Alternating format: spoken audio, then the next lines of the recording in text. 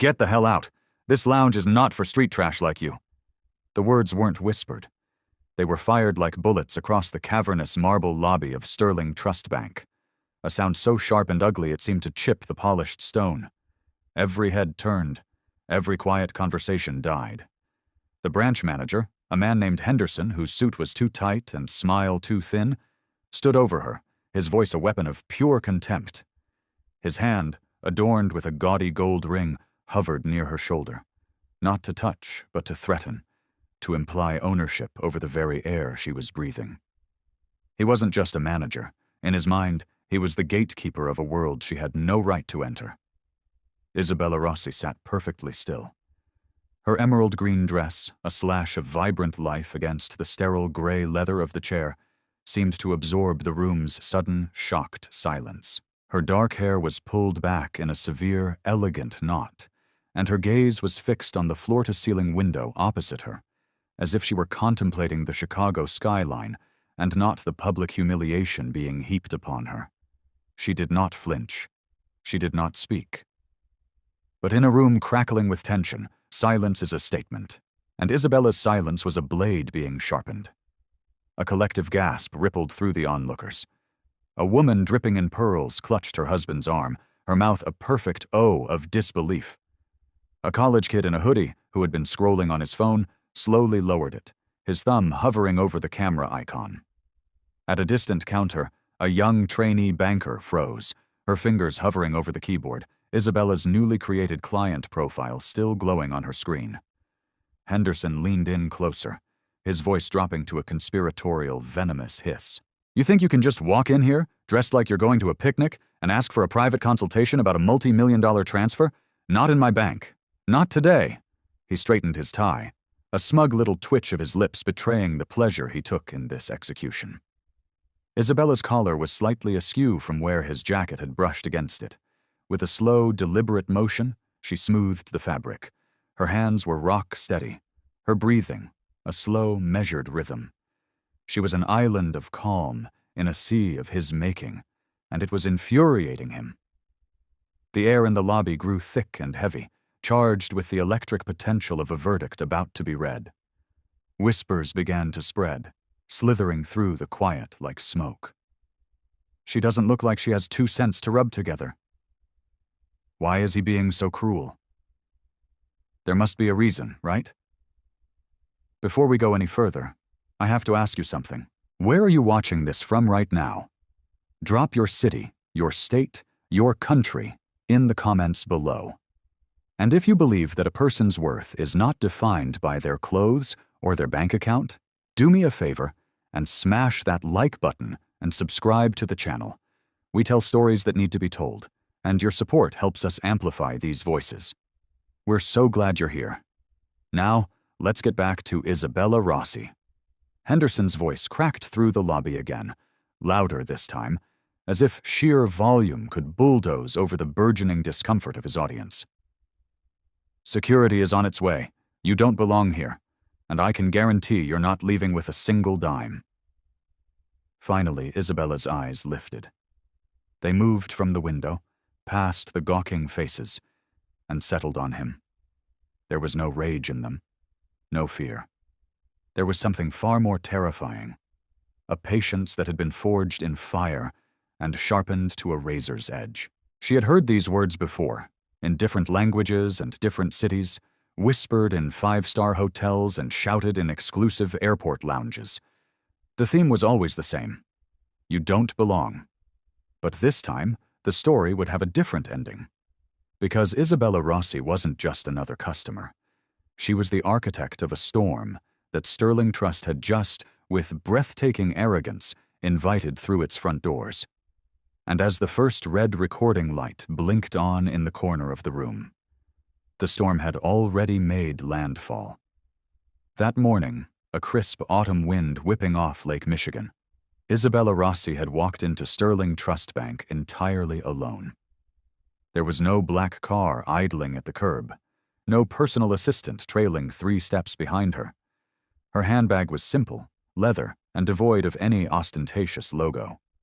Just a simple emerald green dress, its lines clean and modest, and low heels that made a soft, confident click-clack on the marble floor. She looked like a young professional, perhaps a lawyer or an architect, on her way to a standard appointment. And that was precisely the illusion she had crafted. Because Isabella wasn't just a professional. She was the founder and chair of the Phoenix Legacy Group, a private equity firm so influential it could make or break markets with a single press release. And she was hours away from finalizing a $750 million capital injection that would single-handedly rescue this very institution from a quiet, desperate slide toward insolvency. But nobody in that gleaming, soulless lobby knew it. Not yet. She had chosen to arrive this way for a reason, a lesson learned the hard way years ago in a different life. People, she had discovered, only reveal their true selves when they believe you have no power over them. So she shed the armor of wealth, the watches, the cars, the entourage, and came armed only with her presence. And it was a formidable presence, a sliver of emerald cutting through the monotonous sea of gray and black suits. A quiet intensity that made people look once, and then look away, unsettled by a strength they couldn't quite name. But to Henderson, the branch manager, that strength was invisible. He saw only what he wanted to see, a young woman who didn't fit his narrow, outdated template of wealth. She had asked the teller for one simple thing: access to the private client lounge to await her scheduled meeting. It wasn't a favor or a privilege. It was a right automatically afforded to anyone with an account balance over a certain threshold, a threshold hers exceeded by a factor of several thousand. The teller, seeing the initial deposit figures on her screen, had waved her through with a polite, if slightly confused, smile. The moment Isabella sat down, however, the atmosphere curdled. A routine day became a trial. Henderson arrived. The words were spoken. The gauntlet was thrown. And now, the entire lobby was a courtroom, split between those who saw an impostor and those who sensed an injustice. In a corner near the concierge desk, Leo, the student in the hoodie, whispered into his phone, which was now recording a live stream. She's not even reacting.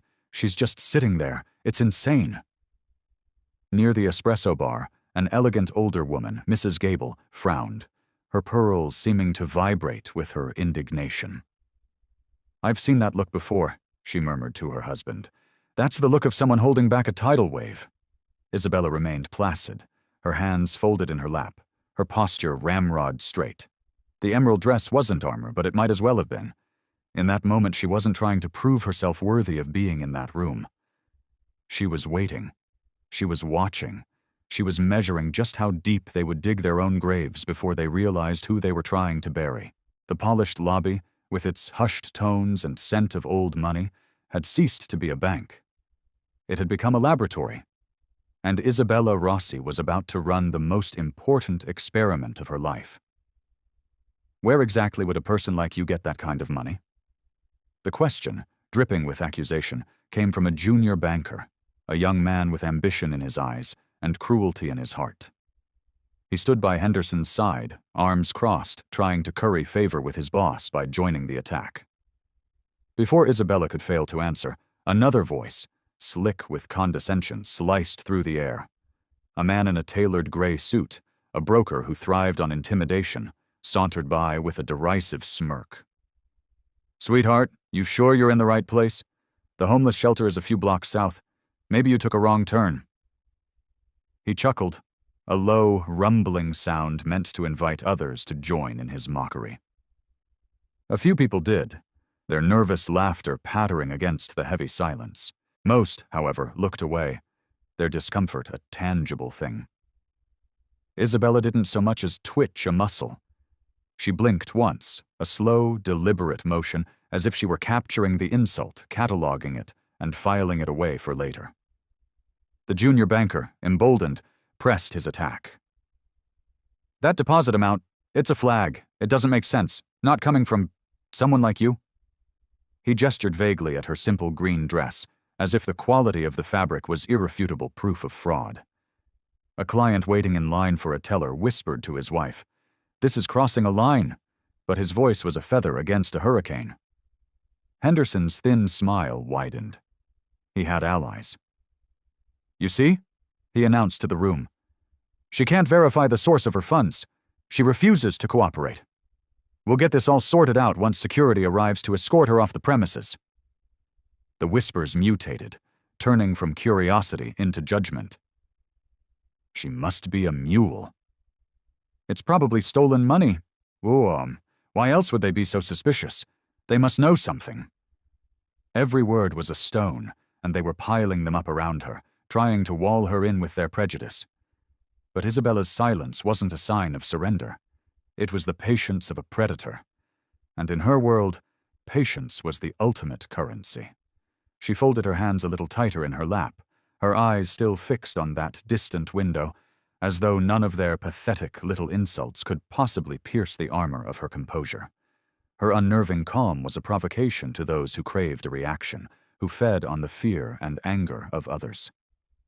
The broker in the gray suit, seeing his first jab had failed to land, decided to escalate. He swaggered closer, his cologne an offensive cloud. "You want some advice?" he sneered, leaning over the small table beside her chair. "There's a pawn shop a few blocks down. They might be more your speed." He pulled a crisp dollar bill from his wallet, folded it into a small square, and flicked it onto the floor at her feet. The entire lobby gasped as one. This was no longer just an insult. It was a ritual of humiliation. Mrs. Gable clutched her handbag so tight her knuckles turned white. Leo, the student, let out an audible, "No way," his phone camera zooming in on the pathetic offering lying on the gleaming marble. Isabella did not look down. She did not stoop to acknowledge the bill. She refused to bend to his level. Instead, she lifted her chin, just an inch, a gesture of regal defiance that was more powerful than any shout. The atmosphere in the room, already thick with tension, became suffocating. The air no longer smelled of money and polish. It reeked of judgment, suspicion, and a contempt so profound it was almost primal. And through it all, the woman in the emerald green dress sat unbroken, letting the storm rage around her, letting every hateful word, every derisive glance expose the rotten core of the institution far more than it could ever expose her, because Isabella Rossi knew something that no one else in that lobby understood. Storms, no matter how violent, eventually burn themselves out. But the truth? The truth just waits. And her truth was about to arrive with the force of a hurricane. The single folded dollar bill lay at her feet, a monument to their prejudice. It was a baited hook, daring her to react, to get angry, to give them the satisfaction of seeing her break. But Isabella Rossi refused. Instead, she leaned back fractionally further into the soft leather of the chair, her hand still resting calmly in her lap. Her breathing remained a steady, quiet metronome in the cacophony of their scorn. Not a flicker of rage in her dark eyes, not a hint of defensiveness in her posture. Her silence was expanding, filling the space, becoming an entity in its own right. It wasn't an absence of words. It was a presence. And slowly, painfully, the room began to understand. Leo, the student in the hoodie, finally committed. He held his phone up high, the red recording light now a defiant beacon in the corner of the room. His voice trembled, but he whispered into his live stream. "You guys are seeing this, right? This needs to be seen." 2 seats away, Mrs. Gable, the elegant woman with the pearls, shook her head, a sharp, angry motion. "This is vile," she whispered, her voice louder this time, carrying in the tense quiet. A few people around her nodded, their own courage bolstered by hers. Henderson heard the shifting tide of opinion, and his jaw tightened. He rounded on Isabella, his voice a frustrated bark. "You're disrupting my entire branch," he accused, ignoring the fact that she had not uttered a single word. "You want to sit there and play queen on a throne? Fine, but security will be more than happy to drag you out of it." Isabella turned her head, a slow, deliberate rotation, and finally looked directly at him. Her eyes were steady, her lips pressed into a thin, unreadable line. She still didn't answer, and her silence, once again, was a more potent weapon than any retort. For some, her quiet was unnerving. The junior banker fidgeted with his tie, muttering to a colleague. "Why isn't she saying anything? She should have broken by now." A client near the espresso bar whispered to his wife, "That's not fear. Look at her. That's composure." The wife whispered back, a note of awe in her voice, "No, darling, that's power." But for the broker in the gray suit, her silence was an intolerable challenge to his ego. He leaned against a marble pillar, his voice dripping with mockery. "What's the matter? Cat got your tongue? Or are you just waiting for your little fairy tale to come crashing down?" His laugh was a harsh, ugly sound against the polished surfaces, like nails on a chalkboard. Isabella blinked once, slowly, then looked right through him, as if he were nothing more than a smudge on a window pane. The crowd was clearly dividing now. Some still smirked along with Henderson and the broker, convinced Isabella was some kind of con artist. But many more were shifting uncomfortably, their expressions a mixture of pity and disgust, as they realized the room's ugliness was a reflection on them all. And still, she sat. The emerald green of her dress was a defiant jewel against the sterile gray backdrop. Her posture was unbroken, her gaze unyielding. Her silence had become a mirror, and it was reflecting the grotesque nature of every accusation, every sneer, every piece of prejudice they threw at her. At the far edge of the room, behind the counter, the young trainee banker, Chloe, whispered to herself, "I saw her name. I saw the initial transfer in the system." Her hands were shaking. She knew she should speak up, but fear was a physical weight pinning her to her chair. Henderson's voice rose again, his frustration boiling over into raw anger. "You all hear that? Not a single word, because she has nothing. She is nothing." But those who were watching closely, those who understood the language of power that transcended words, saw the truth. Isabella's silence wasn't emptiness. It was strategy. It was patience. It was the deep, quiet breath a storm takes before it unleashes its full fury. And the longer she remained silent, the more loudly the room betrayed its own rotten heart. The tense hush of the lobby was beginning to fracture. What had started as whispers was now spreading, audible murmurs of dissent cracking the facade of polite society. Leo raised his phone higher, angling it to make sure the glowing red light was visible to the staff. His voice, though still shaky, carried a new conviction.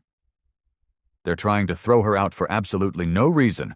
Everyone is watching this happen." Mrs. Gable, the woman in pearls, finally found her feet, pushing herself up with a determined grace. "This is foul," she repeated, her voice ringing out this time, sharp and clear, cutting through the lobby's tense atmosphere. Two men who had been discussing stocks near the espresso machine turned, their expressions hardening as they took in the scene. Even a clerk at a distant desk froze mid-type, her lips pressed into a thin line of disapproval, torn between her duty and her conscience. Henderson bristled, his authority being openly challenged. "You people need to mind your own business," he snapped, his voice cracking with strain. "This woman does not belong here. That is the end of the discussion."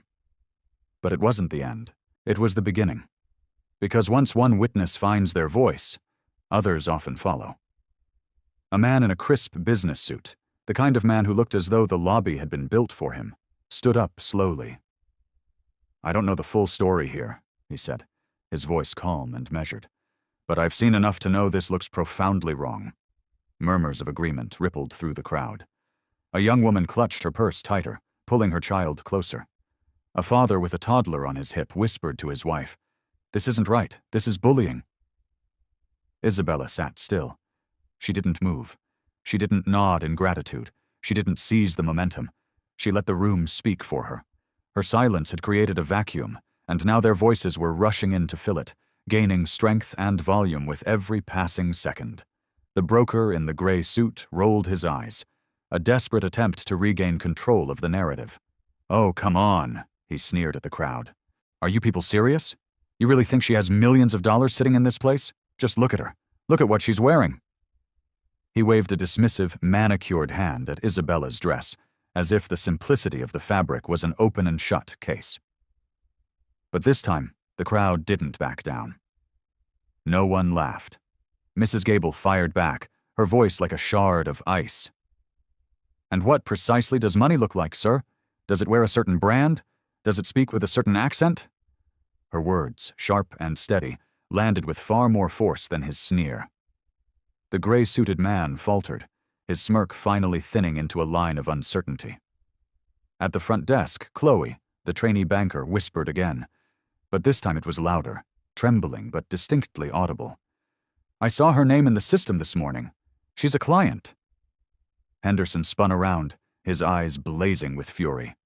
"Quiet. That is not your place." But it was too late. The words were out. Several customers nearby had heard them clearly.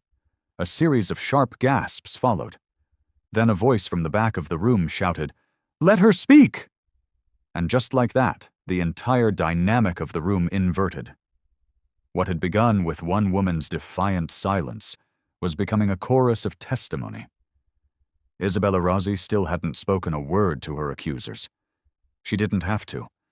Every second she had waited, every insult she had absorbed, had been fuel for the fire of justice that was now spreading uncontrollably across the lobby. The witnesses were no longer passive bystanders, they were active participants. And in their rising, righteous voices, the truth was finally beginning to claw its way into the light. The heavy glass doors at the far end of the lobby swung open with a commanding swoosh. Polished Italian leather shoes struck the marble floor in a sharp, rhythmic cadence. A tall man in his mid-50s, with a mane of silver hair and a tie pinned with military precision, strode into the room. He moved with the kind of effortless confidence that didn't just command attention, but assumed it as a birthright. The entire staff of Sterling Trust straightened up, as if a lightning bolt had just shot through the building. "Mr. Vance," Henderson said, relief flooding his voice, his tone turning obsequious. Arthur Vance didn't even glance at him. His cold, calculating eyes scanned the tense lobby and landed directly on Isabella. The corners of his mouth curved, not into a smile, but into something that looked like a smile's cruel, predatory cousin. "This," he said, his voice calm but laced with steel, "is the disruption I was called about?" Henderson nodded eagerly, like a dog seeking praise. "Yes, sir. She's unverified, refusing to follow protocol, and she's making a scene." Vance meticulously adjusted his cufflinks, a small, theatrical gesture of control. He stepped closer to Isabella, his shadow falling over her. He looked down at her, then swept his gaze around the room at the crowd of onlookers, and finally, his eyes returned to her. With a voice pitched for maximum public effect, he delivered his verdict. "You do not belong here. You are a fraud, and you will leave this bank immediately." The words, coming from a man who so clearly embodied the bank's power, hung in the air like a death sentence. Some people gasped. Others shook their heads in disgust. Mrs. Gable muttered, "Monstrous." Leo raised his phone higher, ensuring his live stream captured every damning syllable. But Vance wasn't finished. He was enjoying himself. "You think sitting there in silence makes you powerful? It doesn't. It makes you a nuisance. This isn't your world." He gestured expansively at the room, as if he personally owned the marble, the vaulted ceilings, the very people in it. "It's ours." Isabella didn't move. Her emerald dress seemed to glow with an inner light against the grim, gray backdrop of the bank, a single defiant flame refusing to be extinguished. Her gaze did not lift to meet his, nor did it fall in submission. It remained fixed, steady as a rock, daring the storm to break against it. The silence in the room tightened until it was painful.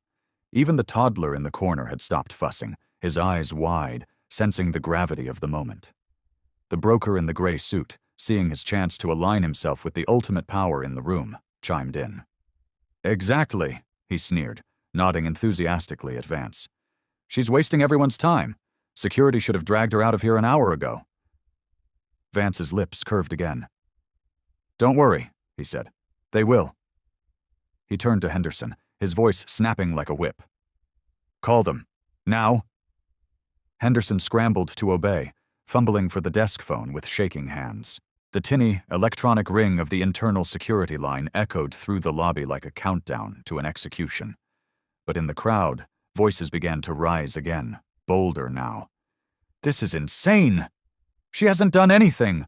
a man in a navy blazer finally shouted, his voice booming with indignation. "Enough! We are all watching you!" Henderson pressed the phone harder to his ear, trying to block out the rising tide of protest. Vance, however, merely straightened his perfect tie again, his cold eyes still fixed on Isabella. "You hear that?" he said to her, his voice a low, chilling murmur. "They're not cheering for you. They're just enjoying the spectacle of watching you fall." Isabella Rossi finally exhaled, a slow, deliberate breath. It was not a sigh of defeat or impatience. It was a breath of calculation. Because while Arthur Vance believed he was tightening his grip on the situation, the truth was slipping through his fingers like sand. The crowd was no longer a collection of passive observers, and the more he pressed, the more he squeezed, the more clear the shape of the injustice became. And Isabella, still silent, still steady, let the pressure build. She knew that the breaking point was coming, and she knew it would not be hers. The glass doors at the front of the bank groaned open again. 2 uniformed security guards entered, their heavy boots thudding against the marble with grim purpose. Radios crackled on their belts, the sound of official force entering the fray. Every eye in the lobby, which had been fixed on the drama in the lounge, now swiveled to the entrance. Arthur Vance lifted his chin, authority rolling off him like a dark cloud. "Remove her," he commanded. His voice didn't rise, it didn't have to. It was the voice of a man who had never been disobeyed. The taller of the 2 guards stepped forward, his broad shoulders parting the crowd like the bow of a ship. He didn't ask questions. He didn't look for a supervisor. He simply walked up to Isabella's chair, reached down, and seized the collar of her dress, his thick fingers knotting the emerald fabric like a rope. A wave of audible shock crashed through the lobby. Mrs. Gable shouted, "Don't you dare touch her!" Leo cursed under his breath, his camera shaking as he struggled to keep the shot steady. The guard yanked. Isabella's body was jolted forward, and the legs of the heavy leather chair shrieked in protest against the marble floor. For a single, horrifying heartbeat, it looked as if she would be unceremoniously hauled from her seat and dragged across the lobby. But she didn't resist. She didn't struggle. She simply steadied herself against the pull, her hands remaining folded in her lap, her gaze still fixed on the window ahead. And somehow, her profound, unyielding calm was a heavier force than the guard's brute strength. The second guard moved in, grabbing her arm. "Ma'am, you need to stand up, now." His tone was flat, rehearsed, the sterile voice of institutional procedure used for trespassers and criminals. "She's not a criminal!" someone shouted from the back. "She's a client!" Chloe, the trainee, blurted out, her voice trembling but clear. Henderson spun towards her, his face a mask of rage. "One more word out of you and you're out of a job." But his threat didn't bury her testimony. It only served to amplify it, to confirm it. Isabella finally lifted her head, her eyes sweeping across the room. Not with fear, not with panic, but with a chillingly precise calculation. Her silence had been a question, and their actions had been the answer. Now it was time for her statement. Her gaze passed over the sea of faces, the dozens of phones now recording, and she knew she had everything she needed. The pearls on Mrs. Gable's neck seemed to gleam as she raised her own phone. The man in the navy blazer did the same. A forest of tiny glass lenses was now tilted upward, a silent chorus of digital witnesses catching the scene from every possible angle. The taller guard tugged harder, the fabric of her emerald dress straining at the seams.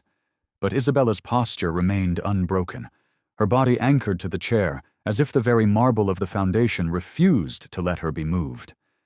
The smirk on Vance's lips deepened into a sneer. "This," he muttered, loud enough for half the room to hear, "is what happens when you don't know your place." A ripple of pure outrage surged through the crowd. "This is assault!" She hasn't done anything wrong. This is discrimination, plain and simple." The guards ignored it all. One tightened his hold on her collar, the other pressed a hand to his radio. "Control, we are escorting a non-compliant subject from the main floor." At last, Isabella's hands unfolded, not to fight back, not to push them away, but to rest, with an almost regal calm, on the arms of the chair, like a queen on her throne about to render a sentence. Her eyes flickered once, taking in the array of cameras around her, then settled back on Arthur Vance. And for the first time since the ordeal began, the faintest curve touched her lips. It was a smile that was quiet, deliberate, and utterly unreadable. Because while they thought they were physically removing her from the bank, Isabella Rossi knew the truth. Every brutish pull on her collar, every venomous insult, every single phone recording the event was building the case she had been patiently waiting to make. And when she finally chose to rise, it would not be as the woman they tried to drag out the door. It would be as the storm they never saw coming, the one they had foolishly invited in and could not possibly hope to contain. The guard's grip tightened again. The chair jolted another inch across the marble, its legs screaming against the stone. For a brief, ugly moment, the scene looked like a complete and total victory for Arthur Vance. A defiant woman, finally brought to heel, about to be dragged out like common refuse. And then Isabella moved. It wasn't a move to resist or to push him away. With a fluid grace that seemed impossible under the circumstances, she reached into the simple side pocket of her emerald dress. Her fingers closed around a sleek, matte black phone. She lifted it with a deliberate slowness, every motion precise, calculated, almost theatrical. The guard barked, "Put that away." But it was too late. Her thumb had already swiped across the screen. A single phrase lit up, glowing with an ominous blue light. Phoenix Protocol. The lobby stilled. The air grew so quiet you could hear the hum of the fluorescent lights. Leo whispered into his camera, his voice cracking with excitement. "Oh my God, she's making a call!" Mrs. Gable leaned forward, her eyes wide with anticipation. Even Chloe, the terrified trainee, froze mid-breath, her hands hovering over her keyboard.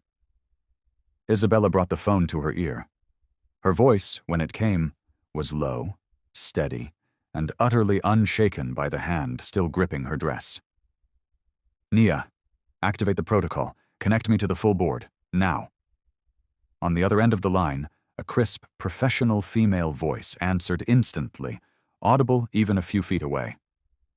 "Understood, Miss Rossi. The board is standing by." The name, Miss Rossi, didn't just echo through the phone. It echoed through the stunned silence of the lobby. Henderson sputtered, his face blanching to a pasty white. "What? What board?" Vance's jaw twitched, the first crack appearing in his armor of arrogance. But Isabella ignored them. She remained seated, phone to her ear, her eyes as steady as a surgeon's hand. "Log this moment. I want a full transcript and timestamps on every second of this interaction, starting from my entry into the branch." The assistant's voice replied, clear and efficient. "Logged and secured, Miss Rossi." The taller guard hesitated. His grip on her collar loosened almost imperceptibly. The weight of dozens of recording cameras was pressing in on him. The growing chorus of murmurs was clawing at his professional confidence. But Vance, his voice now sharp with a dawning desperation, snapped, "Don't just stand there! Remove her now!" The guard looked from Vance's panicked face back to Isabella. She hadn't moved. She hadn't fought. She had simply spoken 2 sentences into her phone with the calm authority of someone who owned the entire building. And in that moment, everyone in the room started to believe that she did. Mrs. Gable said it first, her voice ringing with triumphant certainty. "She's not bluffing." Her words broke the tension like a hammer striking glass. Leo, the student, added breathlessly into his live stream, "This is real. I heard her say bored. I heard them call her Miss Rossi." Murmurs of agreement swept through the crowd, each voice another small crack in the foundation of Vance's authority. Isabella lowered the phone from her ear, not ending the call, but just resting it in her palm, the screen still glowing. Her eyes lifted, calm as deep water, and her voice was clear enough to carry to every corner of the lobby. "You think this is your stage?" she said, her gaze locking onto Vance. "It isn't. It's mine." The guard's hand slipped off her collar, as if the fabric had suddenly become superheated. The crowd erupted into a wave of frenzied whispers, and Arthur Vance's smug, arrogant smirk finally cracked and shattered into a mask of pure, unadulterated panic. Because Isabella Rossi had just made her first move, and everyone in that room, from the cowering manager to the triumphant woman in pearls, knew with absolute certainty that this wasn't the end. It was the beginning of the fall. The lobby had become so tense it felt like the marble itself was holding its breath. Dozens of phones were held aloft, their red recording lights like a field of tiny, unblinking eyes. The two security guards stood frozen at Isabella's side, their authority having evaporated, their hands hanging uselessly. And then, Isabella Rossi finally spoke again. This time, not to her assistant, not in a whisper, but to the entire room. "You want to know who I am?" Her voice cut through the space, a clean, sharp blade of sound, steady and deliberate, honed by years of being underestimated. She rose slowly from the chair, a single, fluid motion. She took a moment to straighten the emerald dress that had been wrinkled by the guard's brutish hand, and as she stood to her full height, her presence seemed to expand, to fill the cavernous room, diminishing everyone else in it. "My name," she continued, her eyes locked on Arthur Vance, "is Isabella Rossi. I am the founder and CEO of the Phoenix Legacy Group." A series of sharp, percussive gasps shot through the crowd like a string of firecrackers. Mrs. Gable's hand flew to her mouth, her eyes shining. Leo muttered a reverent, "Holy crap," into his phone before his voice cracked into silence. Isabella didn't pause for effect. She pressed her advantage. "My firm," she said, her voice dropping slightly but losing none of its power, "is scheduled to finalize a $750 million investment into this bank this week." The words landed like a physical blow. A moment of absolute, ringing silence, and then utter chaos. Arthur Vance's face drained of all color, leaving behind a waxy gray pallor. Henderson, the manager, literally dropped the phone he was still clutching, its plastic shell clattering loudly on the marble floor. The broker in the gray suit, the one who had flicked $1 at her feet, actually staggered backward a step, his sneer replaced by a look of slack-jawed horror.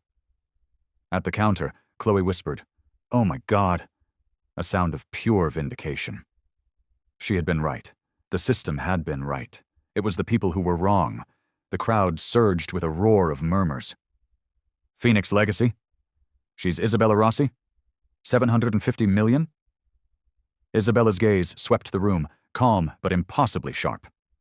"You," she said, pointing a single, steady finger at Henderson, "accused me of fraud. You," her finger moved to the guards, "assaulted me in my chair.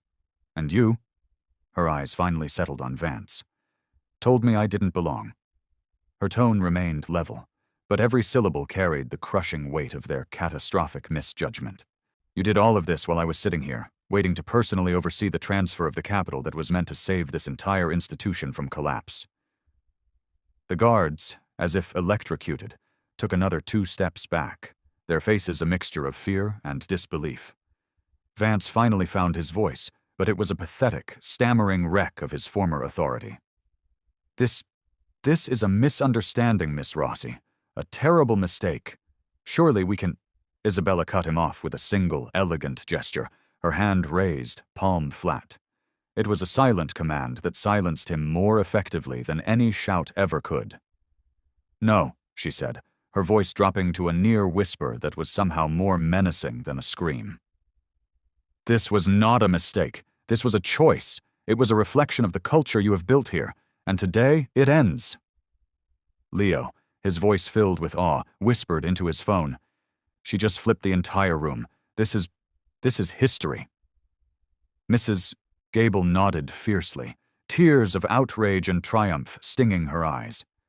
Finally, someone with real power had been subjected to the same ugly prejudice she had seen so many times, and that someone was not backing down.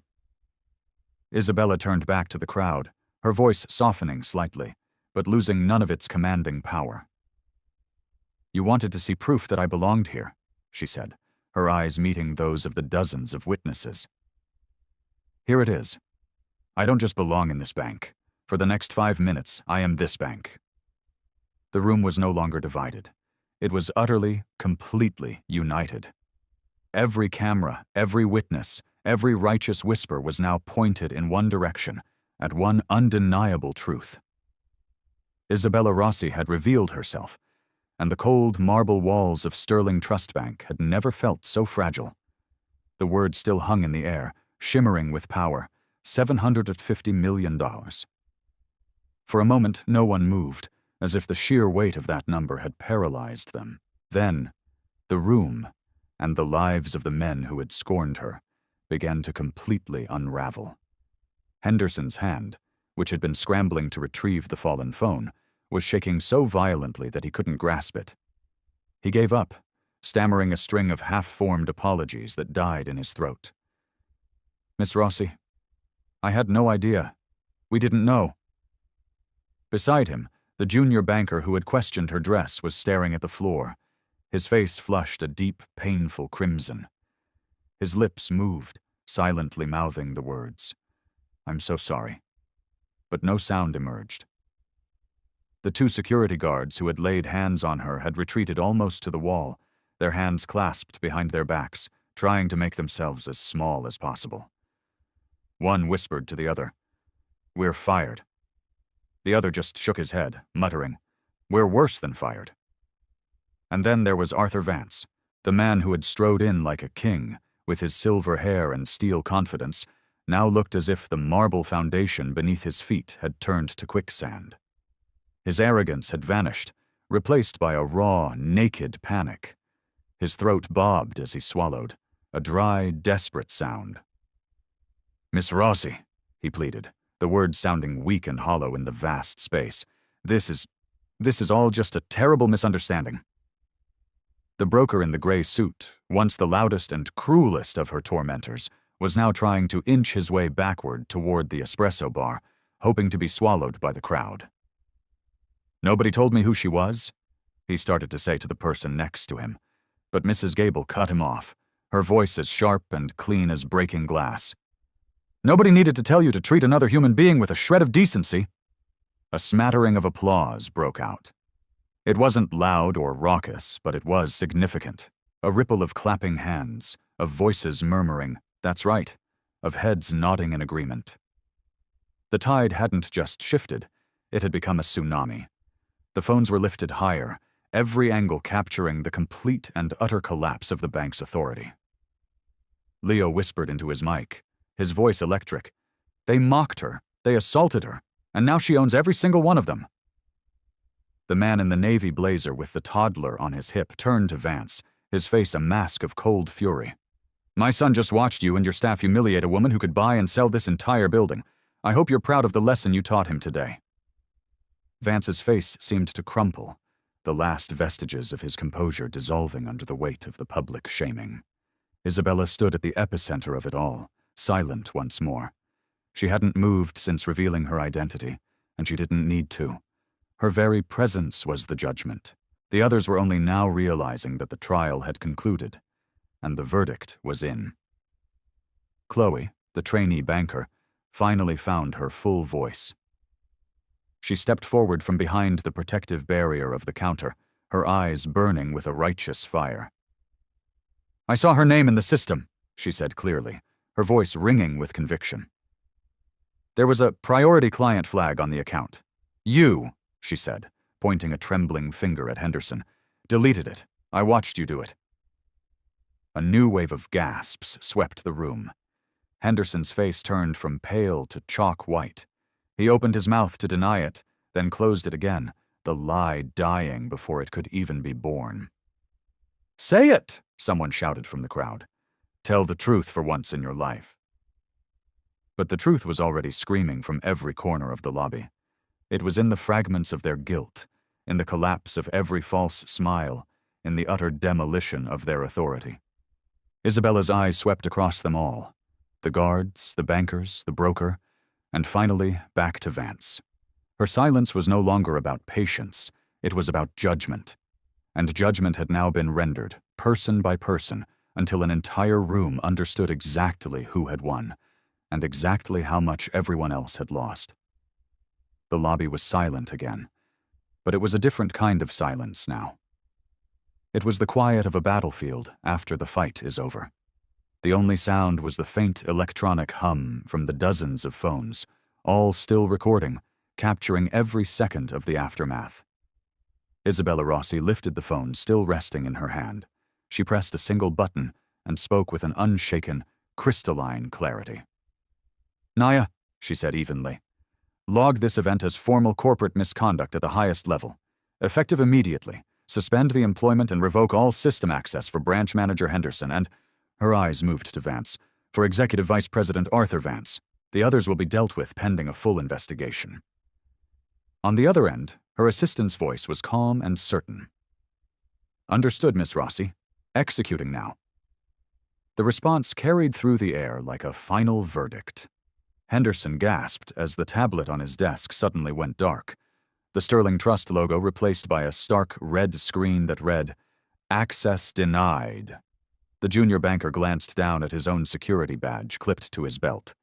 Its small green light flickered once, then turned a permanent, damning red. One of the guards instinctively pressed the button on his radio. It buzzed twice, a dead signal, and then went silent. The collapse wasn't loud or violent. It was cold, digital, and brutally efficient. Credentials revoked, access revoked, status revoked. The audience watched it happen in real time, like watching a line of dominoes fall with chilling precision. Vance staggered forward, his silver tie suddenly looking like a noose around his neck. "Miss Rossi, wait. You can't just—" But Isabella raised a hand, and his words dissolved into nothing. Her voice came out low and steady, every syllable a perfectly weighted stone. "You called me a fraud in the lobby of a bank I was preparing to save. You had your guards physically assault me in a chair I was about to anchor with nearly $1 billion. You told me I didn't belong." She took a single step closer to him, her heels clicking on the marble like a judge's gavel. "And now, Mr. Vance, it is you who does not belong." The woman in pearls, Mrs. Gable, began to clap. Not politely, but with a fierce percussive rhythm. Then Leo started clapping. Then the father in the navy blazer. The applause spread through the lobby like a wildfire, not chaotic but steady, certain, and utterly undeniable. The gray-suited broker, seeing his last chance, finally tried to slip out the main doors, but a chorus of whispers followed him. "There he goes. The coward. Hope you enjoyed your $1, buddy." Isabella didn't look at him. Her eyes remained fixed on Vance and the shattered remnants of his staff. "This institution," she said, her voice resonating with finality, "was about to secure the largest private capital investment in its history. But prejudice always has a price, and today you have paid it in full." Vance's face crumbled, the face of a man watching his entire world burn down around him. "Miss Rossi, please," he whispered, "this can be fixed. We can repair this." "No," she cut him off, her voice slicing clean through his pathetic plea. "It cannot." She lifted her phone one last time. "Nia, freeze the entire transaction. The Phoenix Legacy Group is formally withdrawing its offer of investment. Effective immediately, Sterling Trust Bank is suspended from our entire partnership pipeline." A collective gasp thundered through the lobby, louder than any that had come before. $750 million. Gone, erased in a single sentence. The crowd wasn't just watching anymore. They were witnessing a masterclass in justice, and that justice, delivered not with a shout, but with a quiet, lethal precision, landed with more weight than any bomb ever could. The applause still echoed across the marble, a standing ovation for a performance of justice none of them would ever forget. But Isabella Rossi didn't bask in it. She didn't bow or smile. She didn't seek their adulation. She simply stood there, an island of calm in the wreckage she had wrought, her phone now lowered at her side. Henderson had sagged against his desk, his eyes hollow and vacant. The junior banker was staring at his now useless red badge as if it were a mortal wound. The guards had already begun to move toward a side exit, their shoulders slumped in defeat. And Arthur Vance, once the tallest shadow in the room, looked smaller than anyone had ever seen him, a hollowed-out shell of a man. The storm had broken, and it had washed away everything in its path. Isabella turned slowly, her gaze sweeping the room one last time. Every camera was still pointed at her. Every eye still followed her every move. Mrs. Gable clasped her hands together, silently mouthing the words, "Thank you." Leo whispered into his live stream, his voice thick with emotion. "This is what real power looks like. Not loud, just final." Isabella said nothing more.